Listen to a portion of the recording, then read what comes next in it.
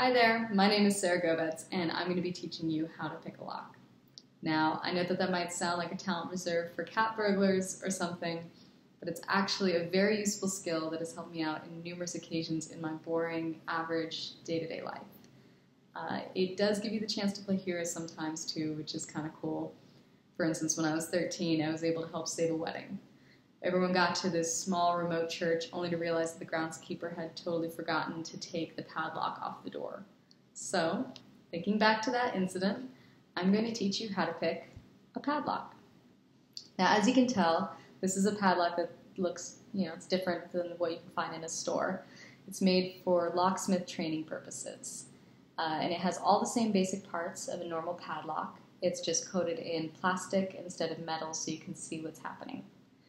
This is one of the most basic kind of locks. It's called a pin tumbler lock. Now, as you can see, there are 7 different channels with pins in them. You can see the pins, right? There we go. And if you look at the key that opens this lock, you can see that there are 7 different bumps at different heights that match up with those channels. What you can't see that's happening inside the metal part of the tumbler is that each of the pins is actually split into 2 different sections. Now, each pin is going to be split at a different height. And how the lock releases is actually just by moving the top portion of the pin, which in this picture is colored purple, above what we call the tumbler's shear line, which is actually where the metal meets the plastic in this lock. And that's going to allow the pin to separate and the tumbler to actually move and rotate. You can see if you insert the wrong key that each of those places where the pin splits might not line up with that shear line. It might be a little bit above or below. It's just not perfect. And so that's just going to cause resistance, and it's not going to allow the tumbler to turn. If you put the right key in, it brings all of those pins to the perfect intersection, and that's going to allow the tumbler to turn. So that's how a lock works. Now that we understand that, do you have any questions? Okay. Now I'm going to show you how to open it without the key. So we're going to need 2 different tools for this. We're going to need what we call a tension wrench, which is essentially a thin, rigid strip of metal with a bend at the end. And we're going to need a hook pick. And you can improvise these tools with bobby pins and paper clips. I'm sure you've seen that in movies before. But for the purpose of this video, I'm going to show you the actual tools. So we're going to start. I am right-handed, so I'm going to hold the lock with my left thumb and pointer finger.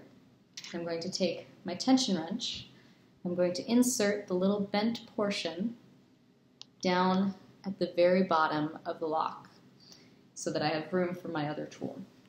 Then I'm going to apply a little bit of pressure with my other fingers so that the tumbler kind of turns just a little bit.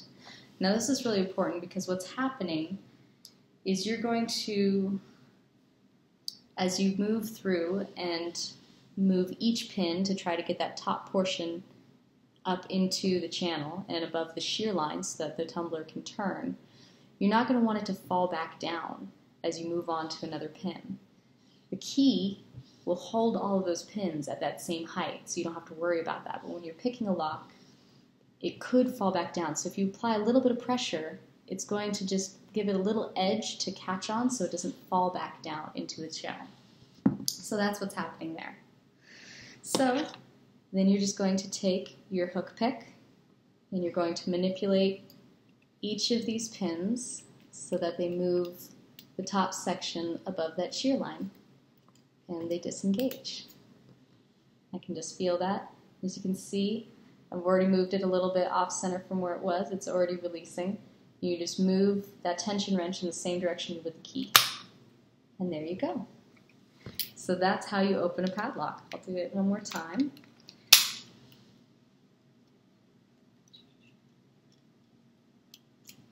Apply a little pressure.